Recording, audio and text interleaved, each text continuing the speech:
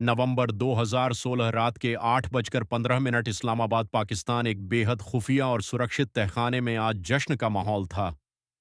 वहां पाकिस्तान की खुफिया एजेंसी आईएसआई का major Iqbal, underworld don Dawood Ibrahim और खनानी भाई बैठे हुए थे। उनके सामने टीवी स्क्रीन चल रही थी, लेकिन उनका असली ध्यान बाहर खड़े उन दर्जनों ट्रकों पर था जो बस कुछ ही घंटों में रवाना होने वाले थे। इन ट्रकों में कोई हथियार, बम या बारूद नहीं था। इन ट्रकों में भारत को अंदर से खोखला कर देने वाला एक ऐसा जहर भरा था जिसे पकड़ना किसी भी सेना के लिए नामुमकिन था। इन ट्रकों में भरे थे 60,000 करोड़ रुपए के बिल्कुल असली दिखने वाले जाली भारतीय नोट। सब कुछ उनके मास्टर प्लान के हिसाब से चल रहा था। अगले दिन सुबह 4 बजे यह खेप नेपाल बॉर्डर पार करके हिंदुस्तान में दाखिल होने वाली थी। तभी अचानक टीवी स्क्रीन पर एक ब्रेकिंग न्यूज फ्लैश होती है और भारत के प्रधानमंत्री नरेंद्र मोदी राष्ट्र को संबोधित करने के लिए स्क्रीन पर आते हैं।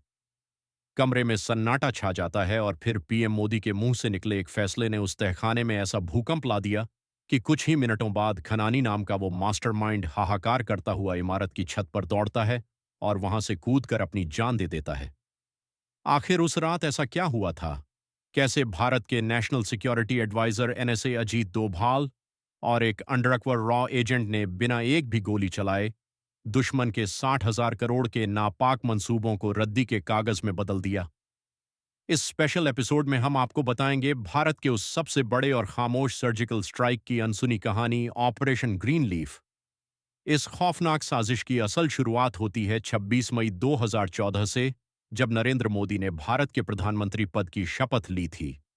मोदी जी के शपथ लेते ही आईएसआई के मेजर इकबाल और कई आतंकवादी ग्रुप्स ने नेपाल बॉर्डर के जरिए 0 करोड़ रुपए की जाली करेंसी भारत भेजने का मास्टर प्लान बनाया। उनका इकलौता मकसद था भारत में तबाही मचाना और देश की अर्थव्यवस्था को नष्ट करना। दरअसल इससे पहले खनानी भाई इस्लामाबाद के एक मदरसे में बैठकर दाऊद इब्राहिम और मेजर इकबाल के साथ मिलकर यह खेल काफी समय से खेल रहे थे। साल 2013 तक वो 11,000 करोड़ रुपए के जाली नोट हिंदुस्तान भेज चुके थे और हैरानी की बात यह थी कि उनका एक भी नोट पकड़ा नहीं गया था। उनका पहला टारगेट था कि किसी भी तरह मोदी जी प्रधानमंत्री ना बन सके। आतंकवादियों को नोटों के कुछ टेक्निकल इनपुट्स भारत के ही कुछ गद्दारों और पुराने सिंडिकेट से मिल रहे थे, जिनकी एक ही शर्त थी कि मोदी चुनाव नहीं जीते। लेकिन जब 2014 में मोदी जी चुनाव जीत गए तो उस रात इस्लामाबाद के तहखाने में बैठे दाऊद इब्राहिम का खून खौल उठा। दाऊद ने गुस्से में कहा कि उनके 11,000 करोड़ पानी में चले गए क्योंकि उन्होंने गलत लोगों पर भरोसा किया था।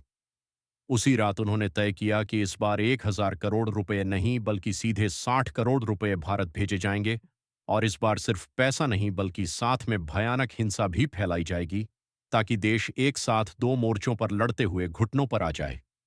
मेजर इकबाल ने इस 60,000 करोड़ की रकम को भारत में घुसाने के लिए नेपाल बॉर्डर का रास्ता सुझाया था।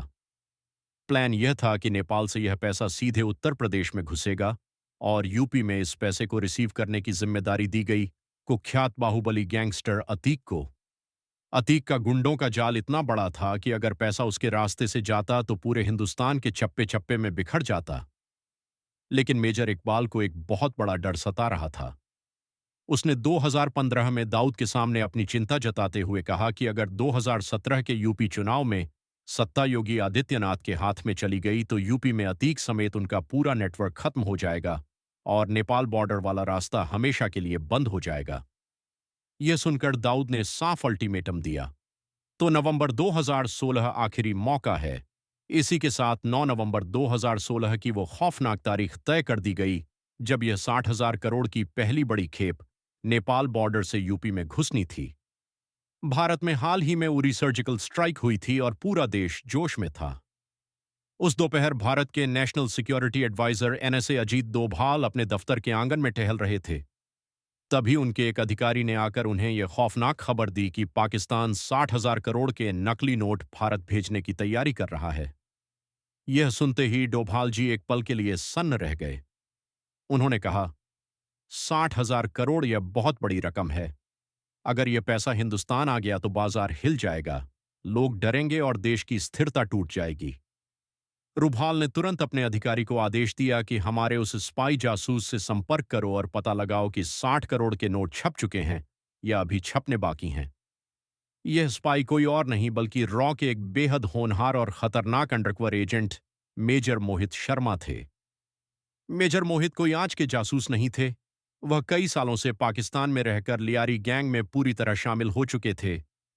वह खनानी भाइयों और मेजर इकबाल के साथ कंधे से कंधा मिलाकर काम करते थे और दुश्मन उन्हें अपना ही आदमी समझकर उन पर अंधा भरोसा करता था।